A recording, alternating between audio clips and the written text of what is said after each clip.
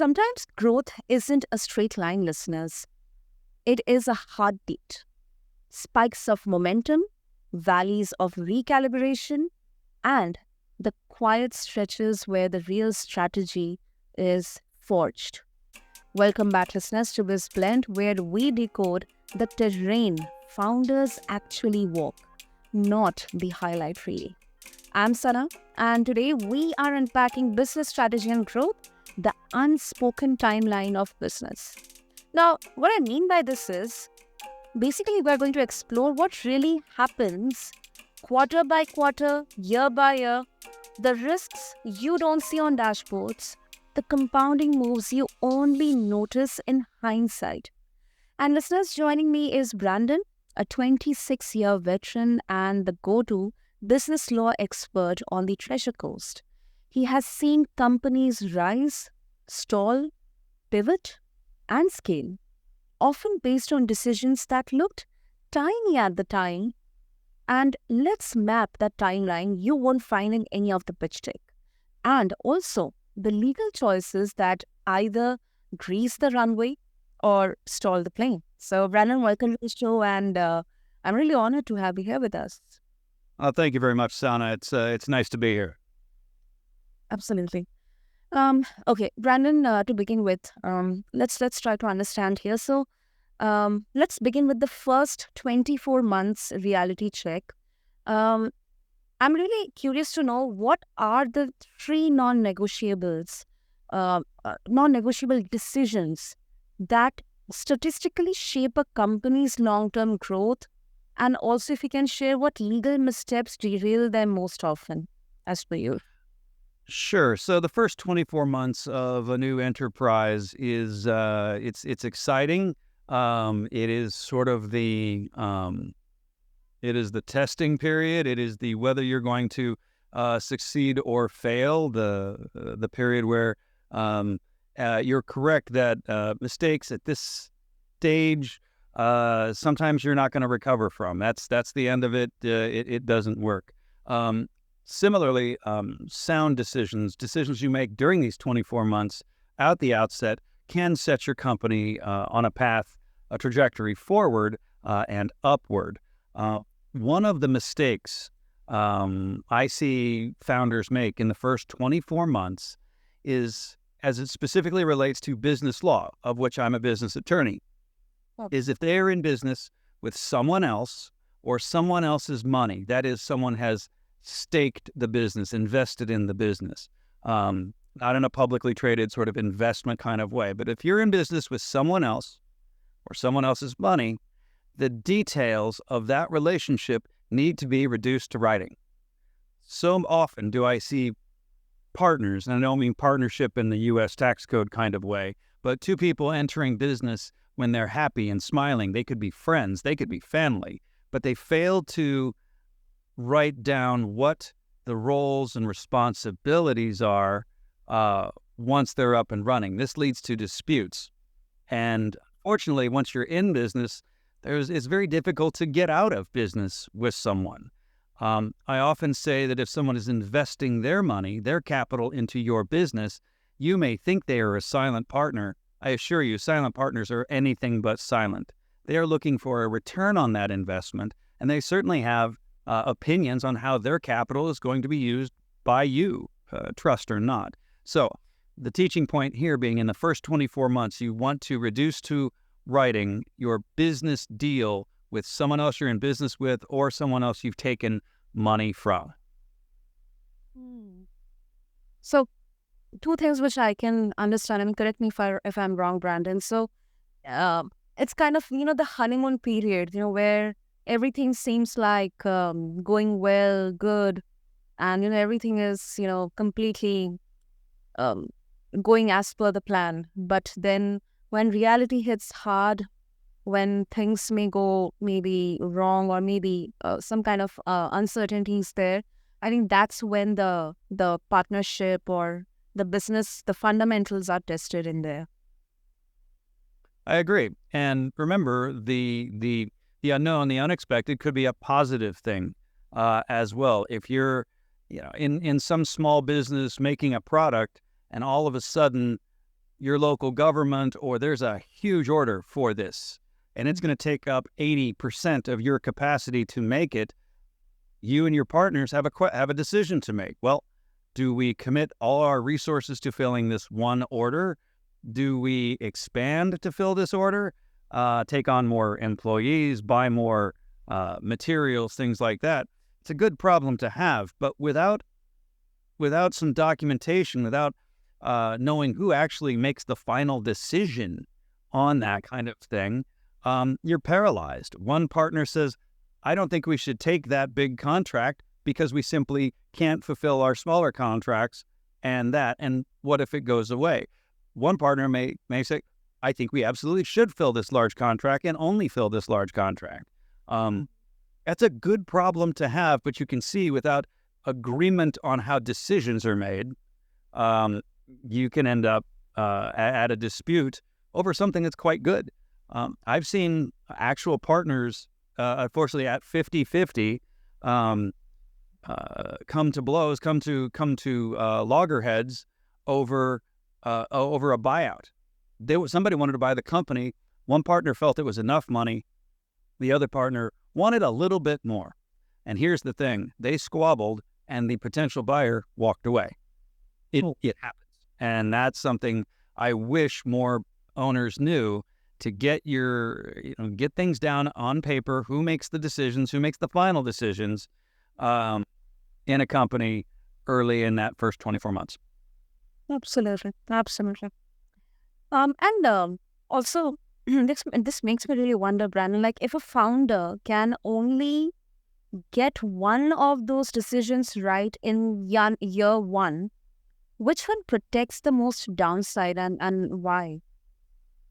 That's a good one. This is what your product is and how it's sold. I'll take the second idea first, because I believe this is the most. This is where founders in the first year mess something up. And remember, I'm a lawyer. I write agreements.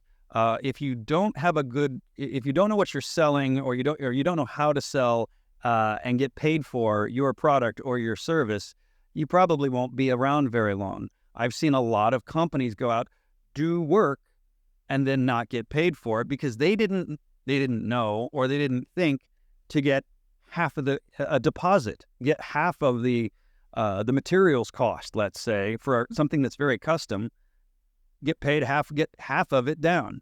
If it's truly something custom, you should get all of your money up front, because whatever you're about to make is useless to somebody on the backside. My whole law firm, we take a deposit, and if we do legal work for somebody, we take the legal fee out of the deposit, and the client refills the deposit. We would be terrible business lawyers if we were chasing our clients for money. Chasing a customer for money is a great way to go out of business. You cannot float cash like that. Yeah, I think that's a really good point. That's a really, really good point. I think this is quite a common one, where, because initially all you want to is kind of either do a brilliant GTM, like go to market strategy, or you want to disrupt the market, or you just want your products to get sold for the quick ROI because of maybe investor pressure or maybe anything else. But I think this is a very, very important kind of checklist or course correction to be done. Sure. Yeah. So now we talk about compounding as a legal strategy here. So in finance, we definitely talk about compounding. But Brandon, how does legal infrastructure compound? I mean, how does legal compound?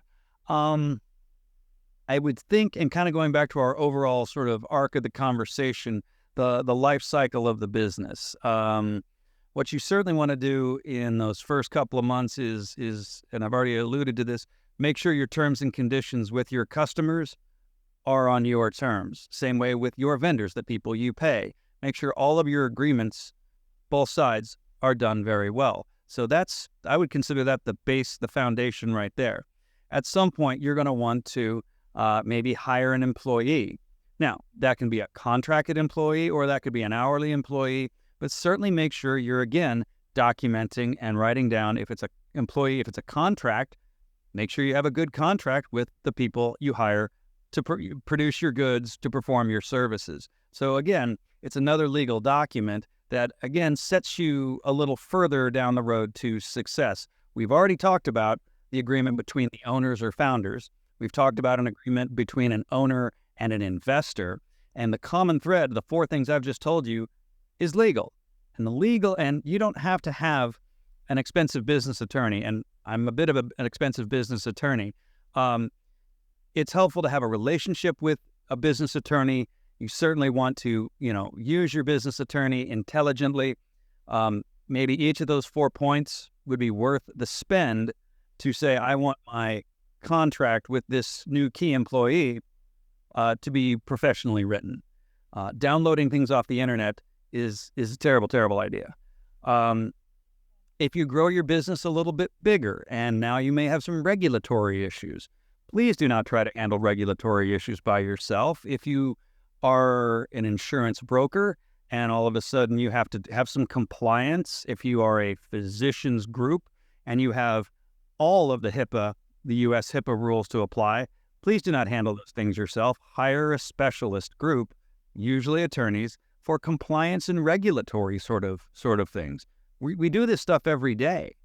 And finally, the last thing is I see on the downside, the backside of business, when you've made enough, you've attracted the attention of a buyer. This is everybody's golden dream. Somebody wants to pay you something for your company, and they want it more than you do. It's a great day. Sana, it is. I see clients with this every month. That's also where you get an attorney. This is something you've built over years, usually. A lot of your time, your money, and your future is tied up with this. Do not do that without either counsel, have your accountant on board. It's a nice time to say, by the end of year 2, at that 24 months, you should not be doing your own books. A bookkeeper should handle your day-to-day, and an accountant should handle your taxes. And believe them and trust them when they advise you. An attorney, for all those documents, and then on your personal side, a financial planner. I don't manage my own money. I don't know what the market will be doing today, tomorrow, or anytime soon. Trust professionals. And again, I started this conversation with the arc of business, the life cycle, the hidden timeline. And from 24 months to the sale of the company, you're putting those advisors on your team and you're using them intelligently. Exactly. I think this is simple and straightforward, and brings a lot of clarity. And of course, it is compounding. I think that's exactly where it makes sense. It's not a magic. It is math, early standardization, negotiation, and then, reuse that forever. So, yeah, that absolutely makes sense. Sana, if I may, a lot of what makes entrepreneurs and founders good at what they do is that do it yourself. They are proud that they can, run every machine on the shop floor. They built their first website. I built my own first website for my law firm, but at a certain stage, you have to give those things up because they take so much of your time away from running the business or doing the hourly, the profitable work you do. That even like I said, rely on professionals. Let people do work for you. Do not run your own IT department. And I talk to business owners, very successful.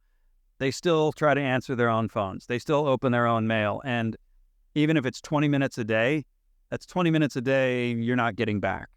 Is that 2 hours a week? Yeah, no. Absolutely. I think that's where we often talk about delegation as a leadership skill or a leadership trait.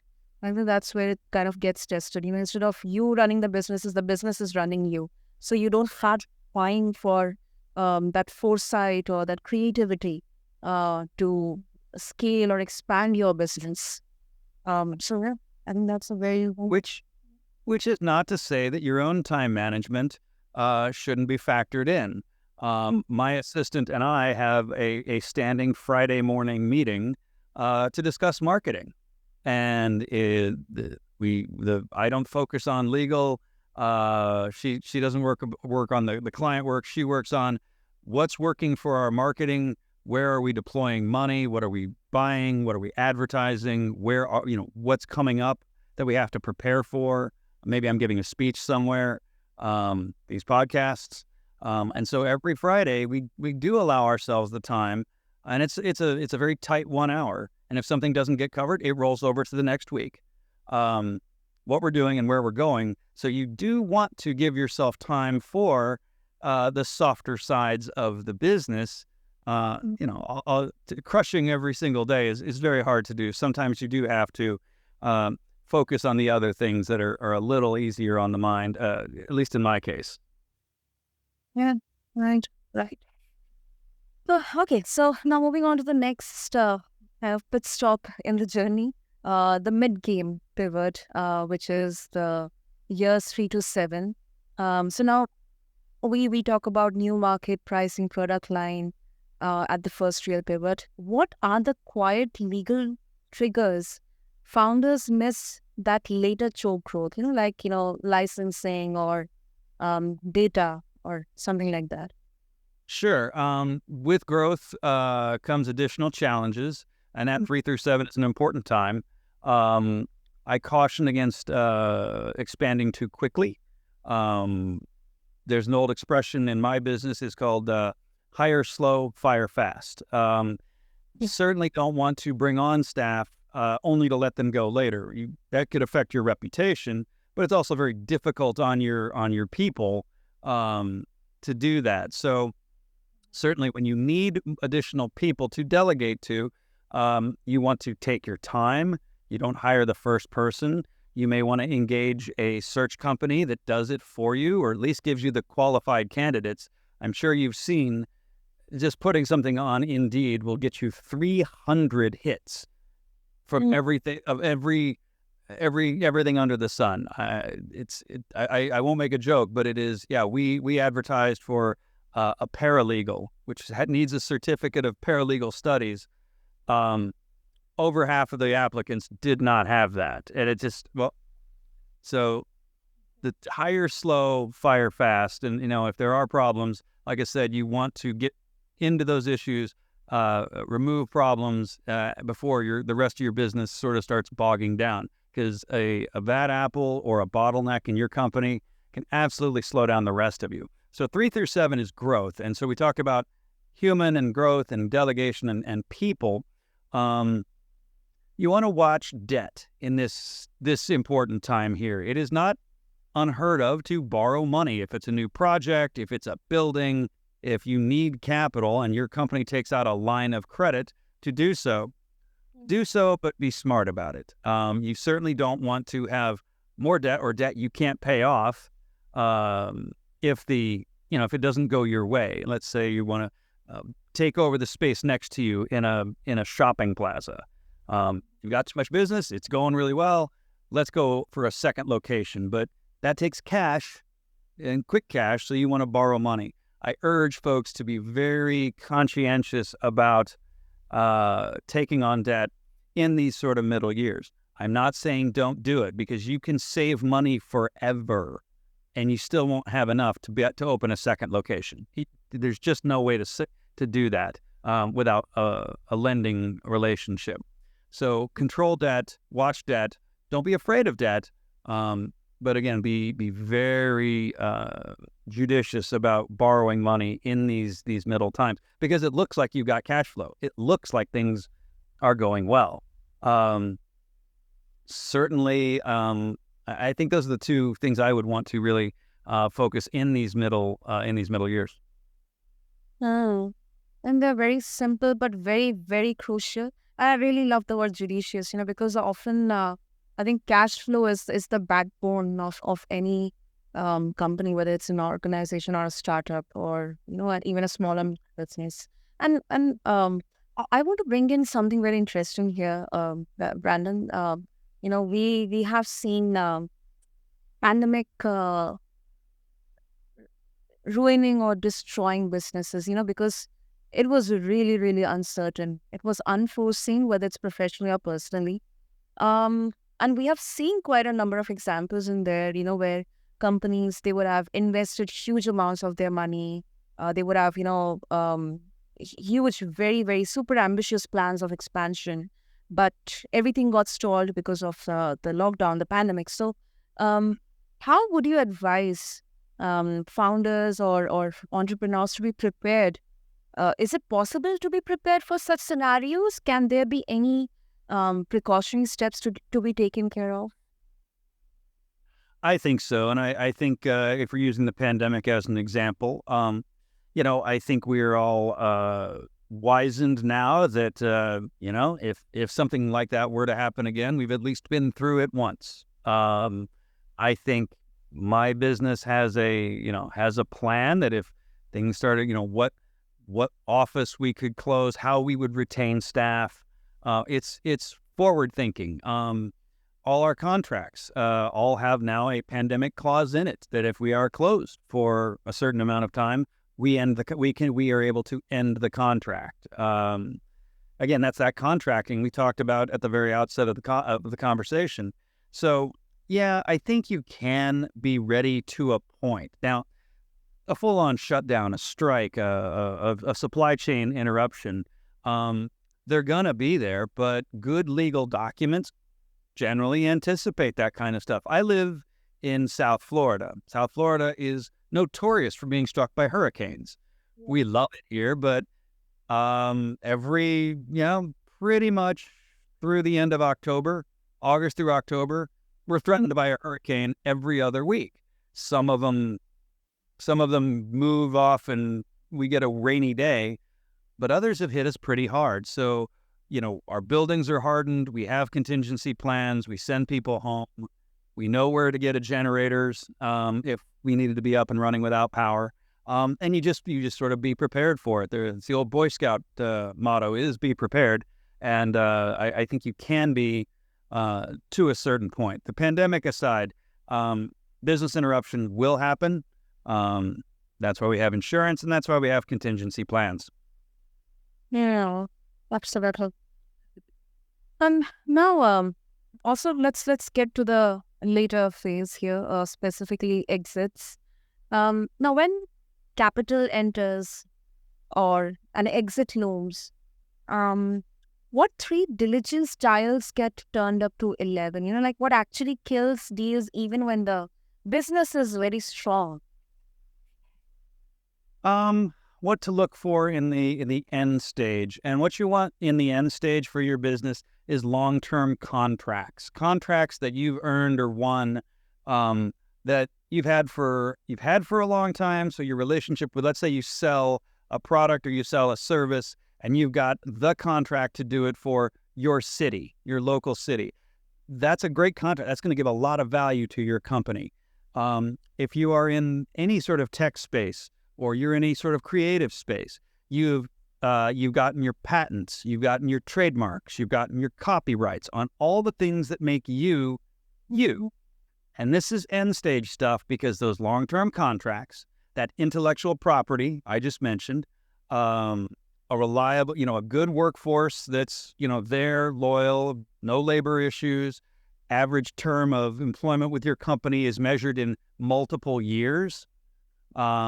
And a strong balance sheet. You have not taken on crushing amounts of debt. You're not living hand to mouth. You may be large, but there's profit coming in, and the profits should be going to you. So those are the markers I look at when we're doing the due diligence. We're looking at an acquisition. Now, mergers and acquisitions is all I do. That is my side of the firm, and that is my favorite thing to do, buying and selling businesses. And honestly, you want to think about that 2 and 3 years before it's time.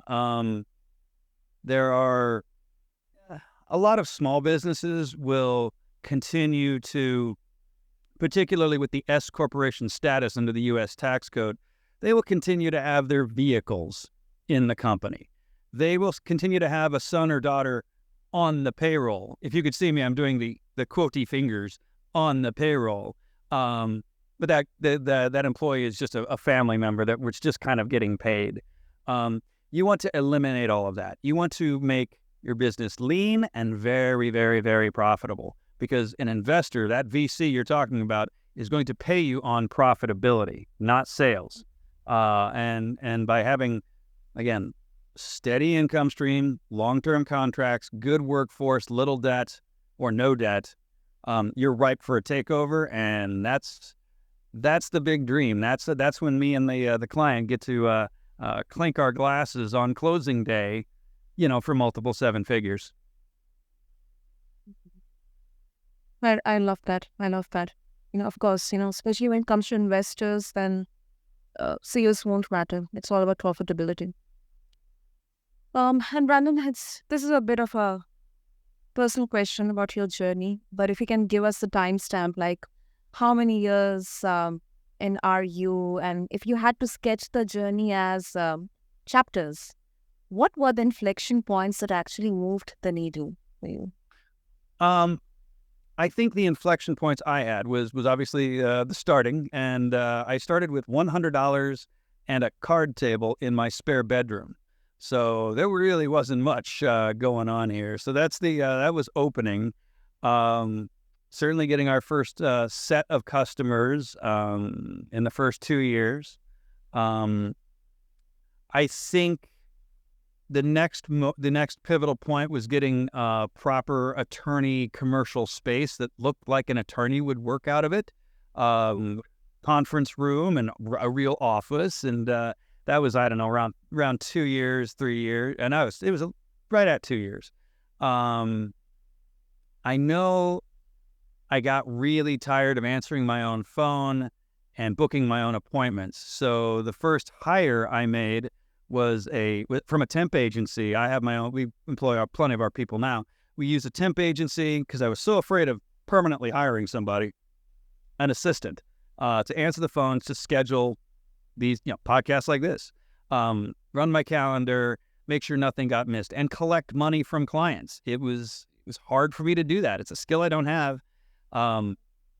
Victoria, who runs the client side of my office, is quite good at it.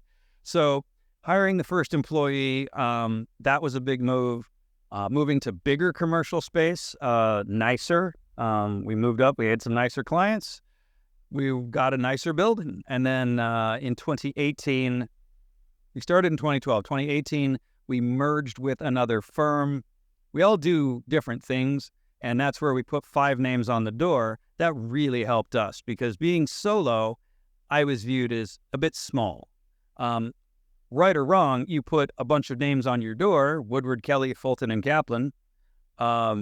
You walk and you talk a little bit bigger. You get to say things like, we do this, our firm does that. And you have the backing and the partners to do the things you don't do, to advise you, because they've got their own experiences. So that really moved things forward. I think that's been 2018. We ran through the pandemic, and then our last bit of growth was just the last 2 years. We moved our office one final time, and I got to be a leadership position in my local bar association. So a collection of lawyers locally. I got to be the president of that, which certainly brought a lot of attention to my area of practice. It got me a lot of referrals.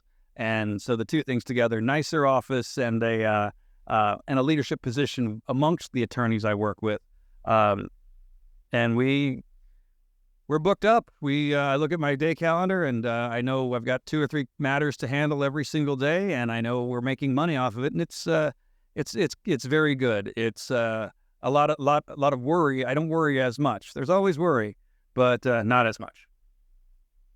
Yeah, I really love that.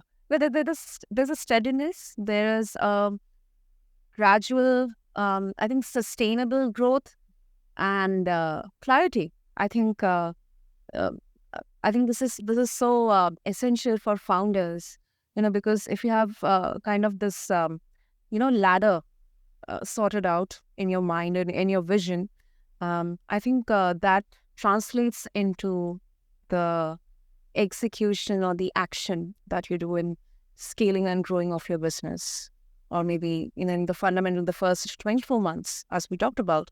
So yeah, I think that's really, really great, Brandon. Congratulations for that. Thank you. Oh, superb. So, Brandon, if our listeners, they would like to connect with you, especially to all the founders and entrepreneurs who are listening, they would like to connect with you and extract this playbook. What would be the best way? Certainly, we've got I think our email is all over. We have a website that has a contact us page for founders and entrepreneurs that are thinking about how those last couple of years to get positioned for sale on our website, which is WKFK Law, Whiskey Kilo Foxtrot Kilo Law.com. I have a white paper there that talks about how to sell your business and how to get ready for it literally 2 or 3 years in advance. Contact us is on the website. Our phone number and emails, LinkedIn and Instagram are all available through the social media channels. Super, super. So, listeners, I'll have all the details mentioned in the show notes for all of you. And before we conclude, all I would like to say is, I believe today Brandon showed us how compounding legal choices turn into strategic leverage, how pivots actually require paperwork, and why the cleanest companies earn the best partners. So, growth isn't luck, it is sequencing. So, Brandon, thank you so much. This was really, really such an insightful discussion. Well, I'm glad you enjoyed it. Yeah. So, listeners, if you are building, just ask yourself what phase I am in and what's the one unlock I am avoiding. Until then, this is BizBlend. I am Sana. And until next time, build bravely and in the right order. Thank you.